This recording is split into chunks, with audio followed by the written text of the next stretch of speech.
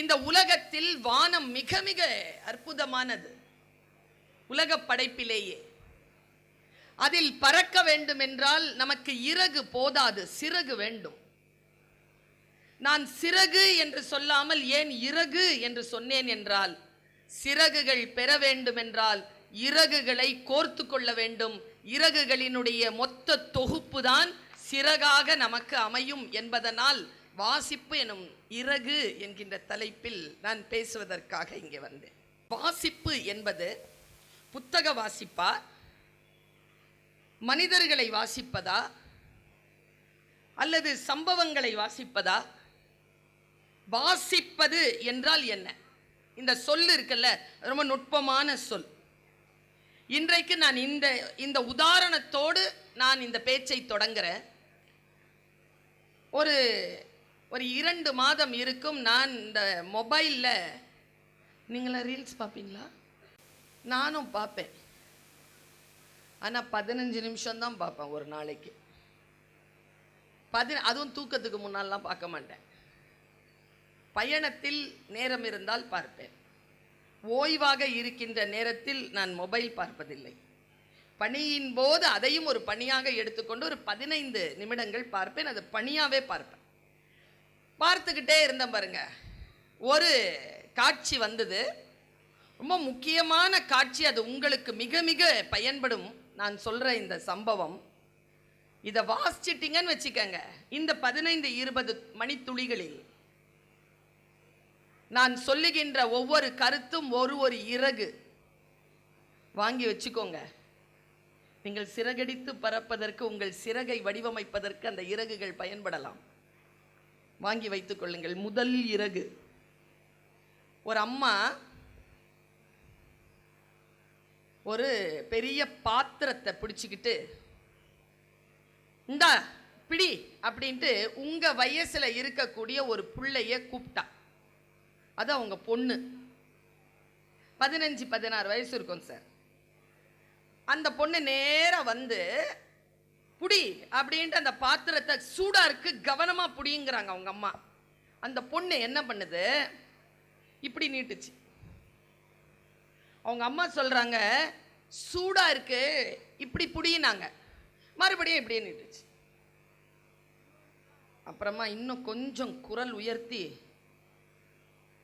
அறிவில்லை இப்படி புடினாங்க. மறுபடியும் இப்படியே பிடிச்சிது. அந்த அம்மா என்ன பண்ணுச்சு தெரியுமா? சின்ன வயசுலேருந்து தனக்கு தெரிஞ்ச எல்லா கெட்ட வார்த்தையும் சத்தமாக சொல்லுச்சு.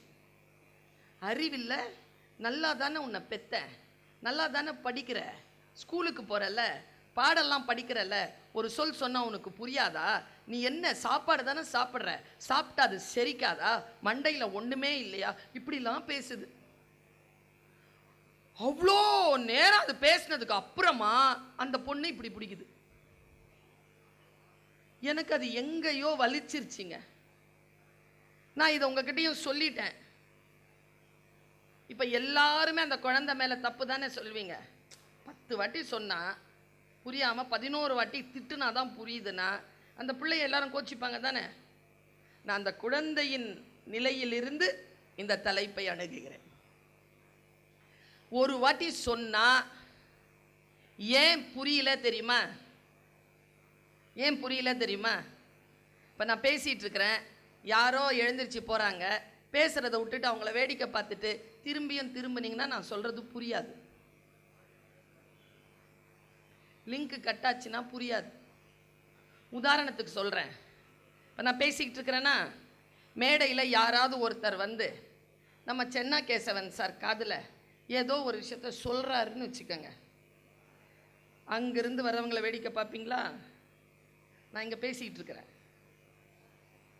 காதில் ஏதோ சொல்வாரா? என்ன சொல்லியிருப்பார்? அவருக்கு என்ன சொன்னாருன்னு நம்ம சாவர வரைக்கும் சென்னா கேசவன் நம்மகிட்ட சொல்ல போகிறதில்ல. ஆனால் கவனம்லாம் அங்கே தான் இருக்கும். நான் இங்கே மைக் போட்டு கத்திக்கிட்டு இருக்கிறேன், அங்கே கவனம் இருக்காது. எங்கே கவனம் இருக்கிறதோ அந்த சொல் செல்லும், எங்கே கவனம் இல்லையோ அந்த சொல் செல்லாது.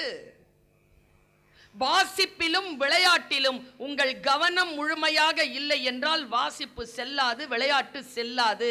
கவனத்தை முழுமையாக வைக்கும் ஒரு இடம் வாசிப்பு, ஒரு இறகு. என்ன காரியம் நடந்தாலும், இப்போ மேடையில் எது நடந்தாலும் என் பேச்சு தடைபடாமல் அத்தனை விஷயங்களும் என் கவனத்திற்கு வரும். ஏன் தெரியுமா?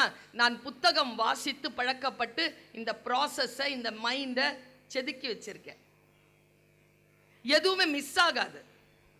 அப்சர்வேஷன் ஆங்கிலத்தில் சொல்லுவாங்க, கவனம் என்று நாம் சொல்லுவோம். நல்லா படிச்சு முதல் மார்க் வாங்குற பொண்ணுக்கும் மார்க் வாங்கணும்னு விரும்புற பொண்ணுக்கும் நடுவில் இருக்கக்கூடிய வித்தியாசமே இந்த கவனம் தான். யார் ஒன்றை முழுமையாக கவனித்துக் கொள்கிறோமோ அவர்கள் இறகு பெறுகிறோம். இன்றைக்கு காலையில் ஒரு வாட்ஸ்அப்ல ஒரு செய்தி எனக்கு வந்தது. தினம் ஒரு நிமிட செய்தின்னு சொல்லிட்டு சுபவீர பாண்டியன் அவர்கள் அனுப்புவார். நேரம் இருக்கின்ற பொழுதெல்லாம் நான் அந்த தகவல்களை தெரிந்து கொண்டு, அந்த தகவல்கள் சரியாக இருக்கின்றனவா என்று நான் ஆவணங்களை தேடி அதன் பிறகுதான் அதை ஒப்புக்கொள்வேன், அது யாராக இருந்தால். இன்றைக்கு வந்த ஒரு செய்தி குழந்தைகளை நான் அப்படியே நிறுத்தி ஃப்ரெஷ்ஷான ஒரு செய்தியை நான் சொல்றேன். பாருங்க, புத்தர் ஞானம் பெற்ற மரம் எது?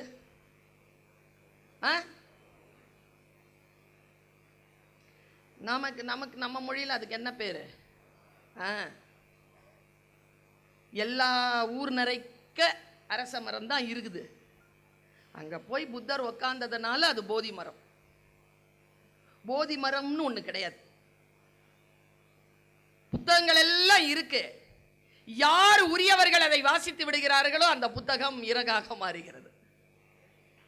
படிக்கிறவங்க எல்லாருக்குமே அது இறகா மாறாது. எல்லாரும் தான் படிக்கிறோம். ஒரு சில பேருக்கு தானே புரியுது, ஒரு சில பேர் தானே அதனால் பயன்படுகிறார்கள். பாருங்க, ஒரு வார்த்தையை, ஒரு கவிதையை, ஒரு கட்டுரையை, ஒரு சிலபஸை, ஒரு சப்ஜெக்டை எப்படி நீங்கள் வாசிக்கிறீர்களோ அப்பொழுதுதான் அந்த தன்மைக்கு ஏற்றவாறு அது இறகாகும். இல்லை என்றால் அது வெறும் மண் தான். படிச்சிட்டியா? படிச்சிட்டேன். சொல்லலாம் வராது. எக்ஸாம்ல எழுதிக்கிறேன். ஒன்று நல்லா சொல்லும், என்னப்பா மார்க் வரல, அந்த டீச்சருக்கு நான் எழுதுனது புரியல. பாருங்க எங்கே இருக்கு சிக்கல்னு பாருங்க. அந்த ஒரு நிமிட செய்தியில அது 3 நிமிடம் 39 வினாடின்னு நினைக்கிறேன். அந்த ஒரு சிறு குறும் படம் ஒன்று ஓடுது. என்னடா இது, அண்ணன் வந்து எப்பவுமே மெசேஜ் தானே அனுப்புவாரு, இன்னைக்கு படம் அனுப்பிச்சிருக்கிறாரு என்னன்னு பார்த்தேங்க. நான் அந்த வார்த்தையை சொல்றேன். முக்கியமா பெண் குழந்தைகள், கொஞ்சம் லேட்டானாலும் பரவாயில்ல, 7:15 போயிடலாம் சீக்கிரம். உங்கள் நெருக்கடி எனக்கு புரிகிறது. கிடைக்காது இது மறுபடியும். தேடி பார்க்கும் பொழுது இந்த ஸ்பீச் மட்டும் வராது. அதனால சொல்றேன். அது என்னன்னா, ஒரு கல்யாணமான புது தம்பதியினருடைய வாழ்க்கை காட்டப்படுது. ஒரு அம்மா சமைச்சிக்கிட்டே இருக்கு, எடுத்துட்டு வந்து பொருட்களை வைக்குது, சாப்பாடெல்லாம் பேக் பண்ணி கொடுக்குது, காஃபி வைக்குது. துரை எந்திரிக்கிறாரு. எந்திரிச்சு மாப்பிள்ளை உக்காந்துட்டு எடுத்த உடனேயே சிகரெட் பிடிக்கிறார், அப்புறம் காஃபி குடிக்கிறார், அப்புறம் குளிக்கிறார், எல்லாம் ட்ரெஸ் எல்லாம் பண்ணிக்கிட்டு இன்னும் ஒரு 3 நாள் லீவ் போடவான்னு கேட்குறாரு. ஏதோ கொஞ்சம் மாதிரி இருக்குது அந்த காட்சியெல்லாம். கல்யாணமாகி 20 நாள் லீவில் இருந்தது போதும், கிளம்புங்கன்னு சொல்லுது அந்த அம்மா. அவர் ரொம்ப மன வருத்தத்தோட, இல்லை 3 நாள் நான் லீவ் போடுற சொல்லி போங்க அப்படின்ட்டு தள்ளி விடுறாங்க. அந்த ஆள் போயிட்டார். கதவு அந்த அம்மா லாக் பண்ணுது. லாக் பண்ணல, லாக் விழலை. இது சுபவி ஐயா அவர்கள் எழுதிய சிறுகதை, அதை படமாக்கி இருக்கிறார். லாக் விழலை, அது திறந்தே இருக்கு. அவர் கீழே போனவர் 2 மாடி கீழே இறங்கி வந்துட்டு மறுபடியும் மேலே வரார். ஏன்னா அவர் கார் சாவி எடுத்துட்டு வரல. மேலே வந்துட்டு கதவு திறக்க என்னது இது, கதவு திறந்துருக்குன்ட்டு அவர் வச்சு சாவி எடுத்து எடுத்து மடியில் வச்சுக்கிட்டு அந்த பர்ஸில் வச்சுக்கிட்டு இவன் எங்கன்னு தேடுறாரு. அந்த அம்மா பேரை சொல்லலை. எங்கன்னு தேடினா உள்ள பெட்ரூமில் உட்காந்துட்டு அந்த அம்மா சிகரெட் பிடிச்சிட்டு இருக்கு. சிகரெட் பிடிக்குதா?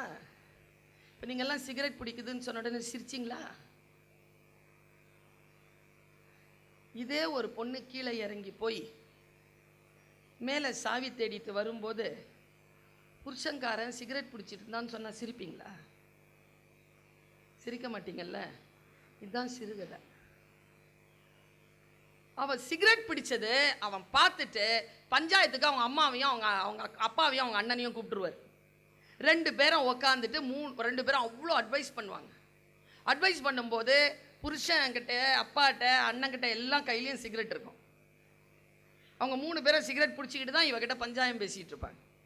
அப்புறமா ஒரு அளவுக்கு மேலே அவள் சொல்லுவா, நீ வீட்டில் சின்ன வயசில் சிகரெட், அவள் நினைப்பா சின்ன வயசில் சிகரெட் பிடிச்ச நான் அதை பார்த்தேன், அப்பா பிடிச்சார் நான் அதை பார்த்தேன், வீட்டுக்காரரும் 20 நாளாக என் முன்னாலேயே பிடிச்சிட்டு இருக்கிறாரு. ஒரு ஆள் சிகரெட் வீட்டில் சுற்றி சுற்றி பிடிக்கும்போது ஒருத்தர் மட்டும் அதை பிடிக்காமல் அப்படியே இருக்கணும் அப்படின்னு எப்படி இந்த சமூகம் எதிர்பார்க்குதுங்கிற மாதிரி நம்மக்கிட்ட காட்சி போடுற. இதெல்லாம் அப்படியே இருக்கட்டும், இதெல்லாம் என் காட்சிக்கு வருது. ஜட்ஜ்மெண்டலே ஆகாதீங்க. யார் தப்பு யார் சரின்னு எப்போவுமே குழந்தைகளே, எப்போவுமே பெரியோர்களே, ஒன்றை வாசிக்கின்ற பொழுது ஒரு பேச்சை கேட்கின்ற பொழுது உடனடியாக இது சரி இது தவறு என்று உடனடியாக உணர்வுகளை வெளிப்படுத்தாதீர்கள். கற்றல் என்பது முழுமையாக வாங்கி கொண்டு அதை மறுபரிசீலனைக்கு உட்படுத்தி அது சரியாக இருந்தால் மட்டுமே சரி என்று ஏற்றுக்கொள்ளுகின்ற அந்த வாசிப்புக்கு பெயர்தான் இறகு. சட்டுன்னு வெளிப்படுறதில்லை. வெள்ளையா இருக்கிறவன் பொய் சொல்ல மாட்டான். இங்கிலீஷில் பேசுகிறவெல்லாம் புத்திசாலி. நானும் அப்படி தான் நினச்சிட்டு இருந்தேன். தந்தை பெரியாரை படித்தேங்க. ஏதோ ஒரு கட்டுரையை படிக்கிறேன், அதில் சொல்கிறாரு, ஆங்கிலம் என்பது அறிவல்ல மொழி, சிவப்பு என்பது அழகல்ல நிறம். டக்குன்னு மனசில் ஒரு திரை விலகுதுங்க. ஆமாம்ல, வெளிநாட்டிலலாம் இங்கிலீஷில் தானே பிச்சை எடுக்கிறான். ரோட்டில் உட்காந்துருக்கான்ல, என்கிட்ட கேட்டானே ஒருத்தன், will you please spare $2?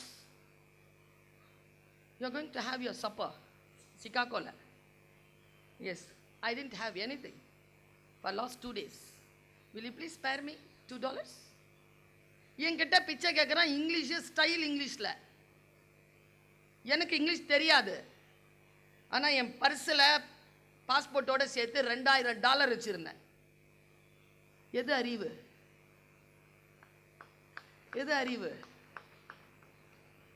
மொழியல்ல அறிவு. மொழியை எப்படி பயன்படுத்த வேண்டுமோ அப்படி பயன்படுத்தினால் அது அறிவு. பார்த்தேன்னா அந்த பொண்ணு என்ன பண்ணுச்சு, இதெல்லாம் வராதுங்க, சரி வராதுங்க. அந்த அந்த ஆள்கிட்ட அவன் ஒரே ஒரு கேள்வி கேட்பாங்க, பஞ்சாயத்து அப்படியே நின்று போயிடும். அந்த சிறுகதையில் என்ன சொல்வார்னா,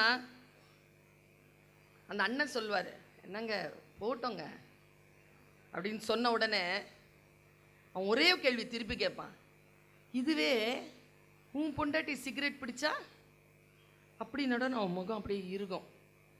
அடுத்த ஷாட், அவள் வெளியில் கிட கிட கிட கிடன்னு ரோட்டில் போவா, ஒரு பெட்டி கடைக்கு போவா, ஒரு சிகரெட் வாங்குவா, எடுத்து ஒரு தூணுக்கு பின்னால் நின்று சிகரெட் பற்ற வச்சு சிகரெட் பிடிப்பான்.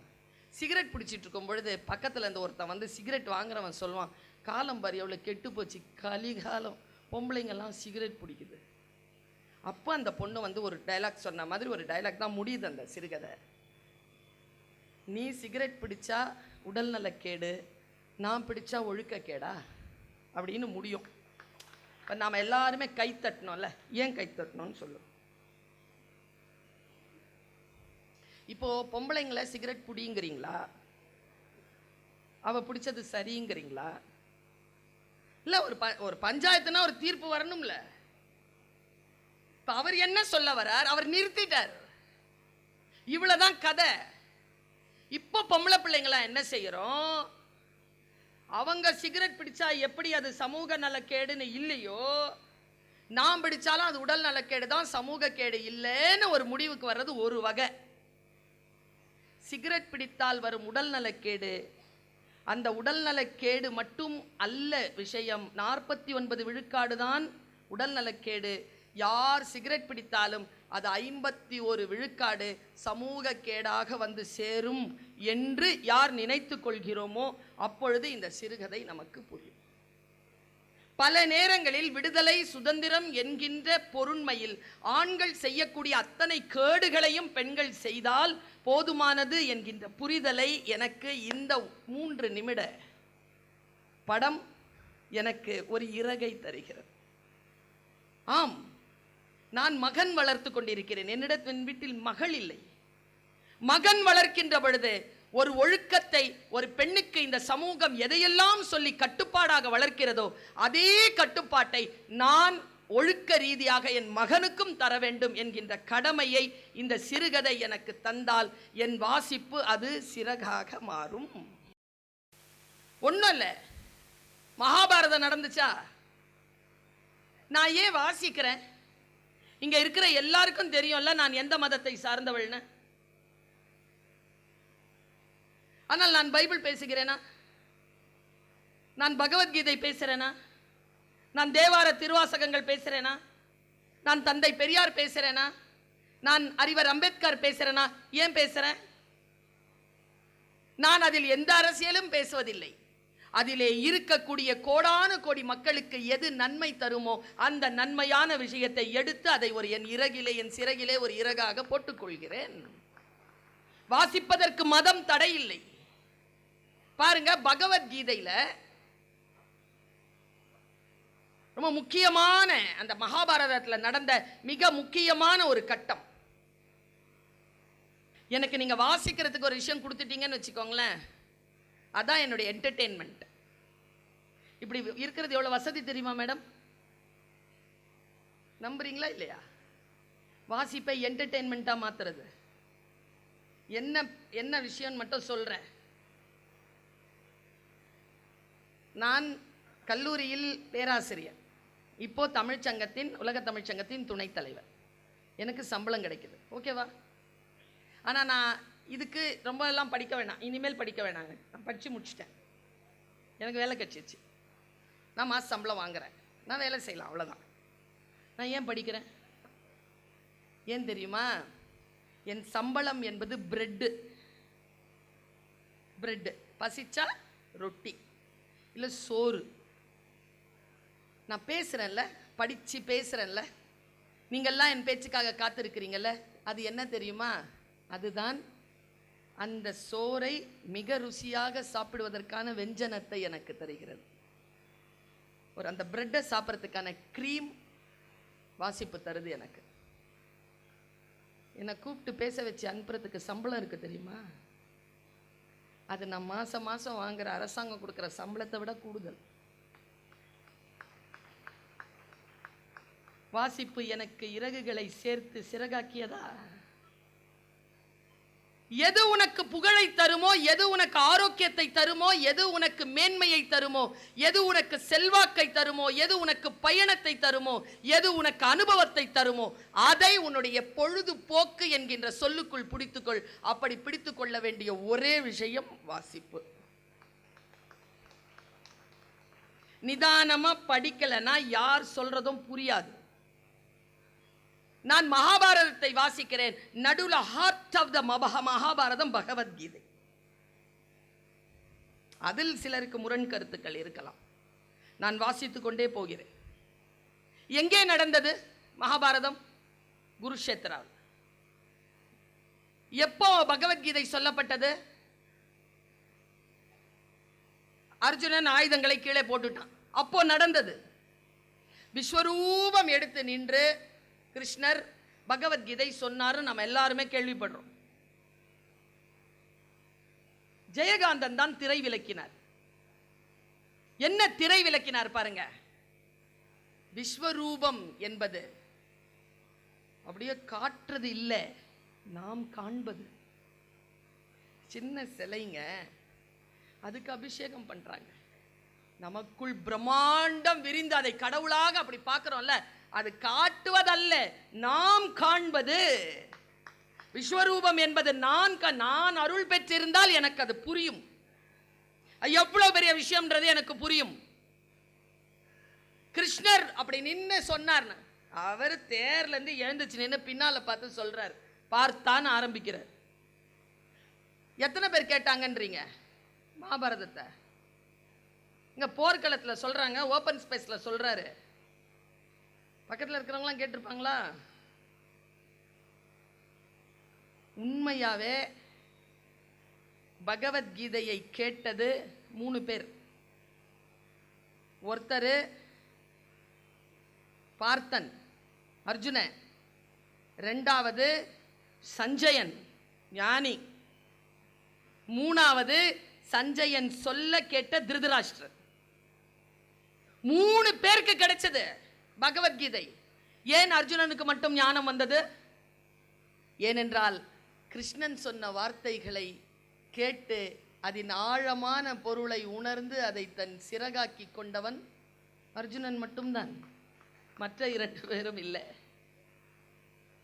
சஞ்சயனுக்கு அது வெறும் செய்தி, அவன் ஏற்கனவே ஞானி. திருதராஷ்டிரனுக்கு அறிவே வரலையே, வந்திருக்கணுமா இல்லையா? அதுதான் நான் சொல்றேன், எல்லாரும் தான் படிக்கிறீங்க, என் படிப்பை கூட தான் சொல்லி கொடுக்குறீங்க. இந்த 10th ஸ்டாண்டர்ட் படிப்பு சொல்லி கொடுக்குறீங்களே, வாங்க எல்லாரும் சேர்ந்து 10th எழுதுவோம். மொத்தமாக ஃபெயில் ஆயிரும். நான் தமிழில் மட்டும் பாஸ் பண்ணுவேன் சார், மற்றதெல்லாம் பாஸ் பண்ண முடியாது. அப்படி என்றால் எந்த குழந்தை எதை மிக நேர்த்தியாக வாசித்து உள்வாங்கி அதை அப்ளை செய்கிறதோ, செயல்முறை திட்டத்தில் கொண்டு வருகிறதோ, அந்த குழந்தை ஜெயிக்கும். சில பேர் சொல்லுவாங்க, ஏப்பா நான் அப்படி சொல்லல, நீ தப்பா புரிஞ்சுக்கிட்ட சொல்லுவாங்களா? குற்றம் யாருது? யாருது? கேட்டவங்களுடையதா? எந்த மனதில் அழுக்கு இருக்கிறதோ அந்த மனம் குற்றமுடையது. மனம் வெளியில் தெரிவதில்லை என்பதுதான் மனித வாழ்க்கையின் ஆக அற்புதமான விளையாட்டு களம். இப்போ என்னை பற்றி என்ன யோசிச்சுட்டு இருக்கிறீங்கன்னு எனக்கு தெரியுமா? தெரிஞ்சா நின்று பேச முடியுமா? இதெல்லாம் பேச வருது அப்படின்ட்டு ஒருத்தர் நினச்சிட்டு இருக்கலாம். சே எப்படி பேசுகிறாங்களே அப்படின்னு ஒருத்தங்க நினச்சிட்டு இருக்கலாம். என்னதான் இருந்தாலும் அவங்க இந்த பாயிண்ட் சொன்னாங்களே, அது சூப்பர், இதை கொண்டு போய் என் பையனுக்கு ஃபஸ்ட்டு சொல்லணும் அப்படின்னு ஒருத்தங்க நினச்சிட்டு இருக்கலாம். எதுவுமே என்னுடைய காதுக்கு கிளம்பாமல் நான் பாட்டுக்கு பேசிட்டு இருக்கேன்ல, அது இயற்கையின் அருள். அதை வாசிப்பதற்கான முயற்சியில் நான் ஈடுபட்டு அதை வாசித்து அதை தெரிந்து கொள்றேன் பாருங்க. ஒன்றும் இல்லைங்க, எனக்கு சில வாசிப்புகளில் சில கதவுகள் திறக்கின்றன. அந்த கதவுகளைத்தான் நான் மக்களுக்கு திறந்து காட்டுகிறேன். உதாரணமா ஒரு விஷயத்தை சொல்றேன். இப்ப சமீபத்தில் தெரிந்த ஒரு விஷயங்க.